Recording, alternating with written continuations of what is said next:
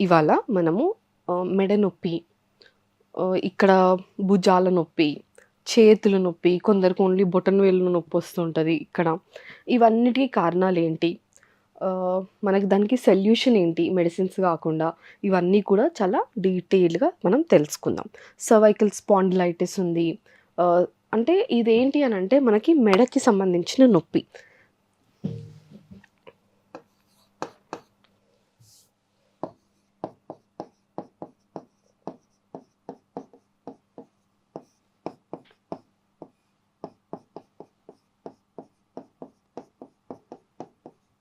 మెడ నొప్పి, స్పాండిలైటిస్ అంటాం గదా! వాటన్నిటి గురించి కూడా చాలా డీటెయిల్‌గా తెలుసుకుందాం.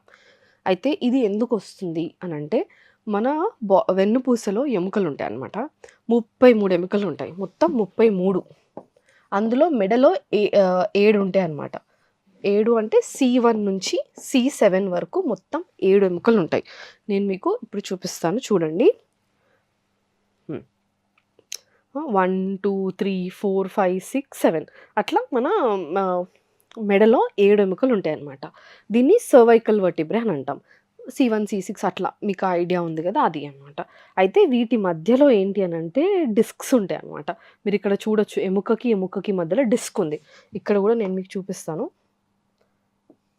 ఇది బోన్ అనుకోండి. C1 అనుకోండి. ఇది C2 అనుకోండి. ఇక్కడ డిస్క్ ఉంటదనమాట. ఇక్కడ మీకు కనిపిస్తుంది గదా! అది డిస్క్ అనమాట. ఇది ఏమవుతది అనంటే ఆహ్, ఎక్కువ హౌస్ వైఫ్స్ బాగా చపాతీ కలిపేటప్పుడు నొప్పొస్తుందంటారు. ఎక్కువ కర్రీ కలుపుతుంటే నొప్పొస్తుందంటారు. మేము ఇల్లు కూడా ఊకలేకపోతున్నాం. కొంచెం పని గూడా చేయలేకపోతున్నాం. ఇవన్నీ సింప్టమ్స్ చెప్తూ ఉంటారనమాట. ఎందుకు అనంటే ఇక్కడున్న నరం ప్రెస్ అవ్వడం వల్ల. ఈ డిస్క్ అనేది అప్పుడప్పుడు బల్జ్ అవుతదనమాట. డిస్క్ బల్జ్ అని అంటాం. అట్లా ఇక్కడ ఉన్న ఈ C1 నుంచి C7 వరకు ఉన్న ఏ డిస్క్ బల్జ్ అయినా గూడా దాని పక్కనే ఉన్న నరం అనేది ప్రెషర్‌కి గురవుతదనమాట. ఈ డిస్క్ ఎప్పుడైతే వాపు వస్తదో ఇది మీకు కనిపిస్తుందిగా ఈ యెల్లో కలర్ నరం మీద ప్రెషర్ క్రియేట్ జేస్తది. ఎప్పుడైతే నరం వీక్ అవుతదో నొప్పనేది ఆటోమేటిక్‌గా మీకు స్టార్ట్ అయిపోతుంది. అయితే ఇప్పుడు ఇది తల కదా! మనకిది మెడ అనేది చాలా ఇంపార్టెంట్ పార్ట్. మన వెన్నుపూసని, మన తలని, బ్రెయిన్ చాలా చాలా ఇంపార్టెంట్. మనందరికి తెలుసు. మెదడుకి ఏమన్నా అయితే అసలు ఇంకా కోలుకోవడం గూడా చాలా అట్లా ఉంటదనమాట. అంత ఇంపార్టెంట్. మన బాడీలో వెన్నుపూస ఉంటది. ఇంత ఇంపార్టెంట్ రెండిటిని కనెక్ట్ చేసేదే మన మెడ అనమాట. అందుకే అంత ఇంపార్టెంట్ మన మెడ. ఓకేనా? అందులో అయితే ఇప్పుడు ఇక్కడ మనకి ప్రెషర్ పడినప్పుడు ఈ మెడ భాగంలో నొప్పొస్తది. లేదు అంటే కొందరికి భుజాల దగ్గర నొప్పొస్తది. కొందరికి ఓన్లీ మన ఆర్మ్‌లో నొప్పొస్తదనమాట. కొందరికి బొటనవేలు దగ్గర నొప్పొస్తుంటది. తిమ్మిర్లొస్తాయి. మంటలాగా అనిపిస్తుంటది. వాళ్ళు ఎక్కువ దాన్ని ఆ చేయితో బరువు మోయలేరు. వీక్‌గా అనిపిస్తుంటది. ఆ చెయ్యి మీద ప్రెషర్ అటు సైడ్ పడుకున్నా గూడా ఎఫెక్ట్ అయిన సైడ్ ఆ చెయ్యి నొప్పని చెప్తుంటారనమాట. ఇవన్నీ కూడా ఈ డిస్క్ బల్జ్ అయ్యి ఈ నరం మీద ప్రెషర్ అవ్వడం వల్లనే చాలా మట్టుకు ఈ కంప్లెయింట్స్ అన్నీ చెప్తారనమాట. ఇంకొకటేంటంటే ఆ మెడలో ఉన్న ఎముకలు గూడా అప్పుడప్పుడు అరిగిపోతాయి.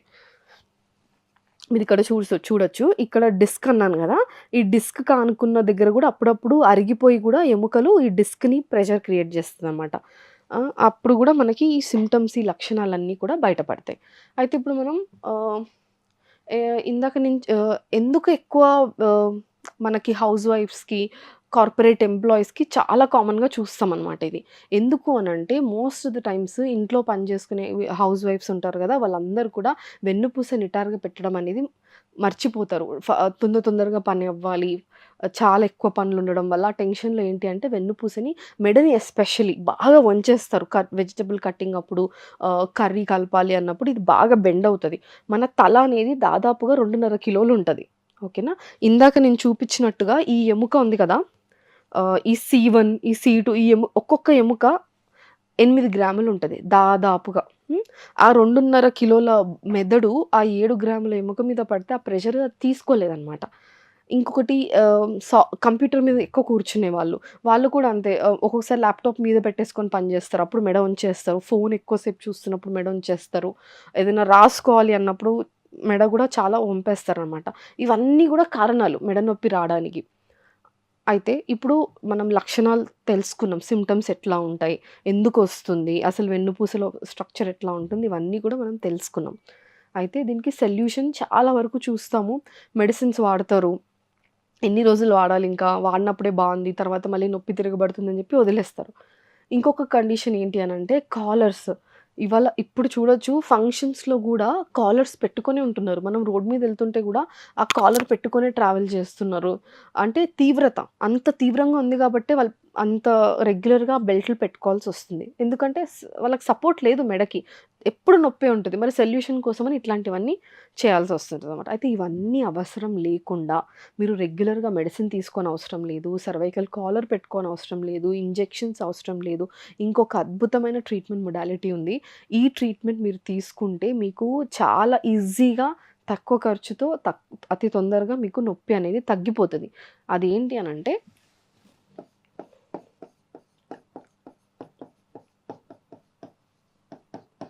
యాక్యుపంక్చర్. ఇందులో ఏంటి అనంటే మన బాడీలో కొన్ని పాయింట్స్ ఉంటాయి. యాక్యుపంక్చర్ చాలా పురాతనమైనది. మంచి రిజల్ట్ ఇచ్చేది. ఎట్లాంటి సైడ్ ఎఫెక్ట్స్ లేనిది. 100% సేఫ్. సైన్స్ కూడా దీన్ని ఒప్పుకొని ప్రూవ్ చేసింది. ఎన్నో వేల మంది ఈ ట్రీట్మెంట్ తోటి బెనిఫిట్ కూడా అయ్యారు. మీరు కూడా ఎవరన్నా చాలా తీవ్రంగా సఫర్ అవుతుంటే డిలే చేయకుండా యాక్యుపంక్చర్ అనేది స్టార్ట్ చేయండి. యాక్యుపంక్చర్ ఎప్పుడైతే సన్న నీడిల్స్ మన బాడీలో కొన్ని పాయింట్స్‌లో పెడతామో ఈ మెడ భాగంలో రక్త సరఫరా అనేది చాలా మంచిగా అమేజింగ్‌గా ఇంప్రూవ్ అవుతదనమాట. ఒక్కసారి ఎప్పుడన్నా సరే బ్లడ్ ఎళ్ళిందనుకోండి రక్తం, అక్కడ ఏదన్నా డ్యామేజ్ అయ్యుంటే అది రిపేర్ చేసుకుంటది బాడీ. బాడీకి చాలా మంచి కెపాసిటీ ఏంటి అంటే రిపేరింగ్. మనకెప్పుడన్నా చూడండి ఏదైనా కట్ అయిపోతే మనం దానికి సర్జరీ చేసి మెడిసిన్స్ ఏసుకోవాల్సిన అవసరం లేదు. దాన్ని అట్లా వదిలేస్తే కూడా అది హీల్ అయిపోతది. అంటే రీజనరేటింగ్ అంటే మన బాడీకి అంత హీలింగ్ కెపాసిటీ ఉంది. అలానే ఎప్పుడైతే బ్లడ్ వెళ్తదో, ఆక్సిజన్ ఎళ్తదో టిష్యూస్ రిపేర్ అవుతాయి. సెల్స్ రిపేర్ అవుతాయి. దానివల్ల గూడా అట్లా రిపేర్ అయినప్పుడు నొప్పి అనేది తగ్గిపోతది. నరం అనేది గట్టిపడతది. మజిల్స్ అంటే మెడ ఒక్కొక్కరికి చూడండి స్టిఫ్‌నెస్. మేము మెడ అనేది కొంచెమే తిప్పగలుగుతున్నాం మేడం మొత్తం రాట్లేదు. ఇటువైపు గూడా అంతే కొంచెమే తిప్పగలుగుతున్నాం మొత్తం రాట్లేదు అంటారు. స్టిఫ్‌నెస్ అంటాం దాన్ని. లాయర్స్‌లో వీళ్ళలో చాలా చూస్తుంటాం ఆ స్టిఫ్‌నెస్ అనేది. అది కూడా తగ్గిపోతుంది. చాలా అద్భుతంగా తగ్గిపోతుంది. ఎవరైనా సరే సర్వైకల్ స్పాండిలైటిస్, ఈ నెక్ పెయిన్ చాలా రెగ్యులర్‌గా కాలర్స్ వాడడం ఇట్లాంటి ఇబ్బంది ఉంటే మీరు యాక్యుపంక్చర్ ట్రై చేయండి. సఫర్ అవ్వాల్సిన అవసరం అస్సలే లేదు. ఆ మంచి ట్రీట్మెంట్ ఉంది. అది చేసుకున్నప్పుడు మీకు నొప్పి తగ్గిపోయి మళ్ళీ మీరు హ్యాపీగా చెయ్యి మూవ్‌మెంట్ ఇవ్వగలుగుతారు. అన్ని పనులు మంచిగా ఇంట్లో వాళ్ళకి వండి పెట్టగలుగుతారు. మీ జాబ్ కూడా మీరేం రిజైన్ చేయాల్సిన అవసరం లేదు.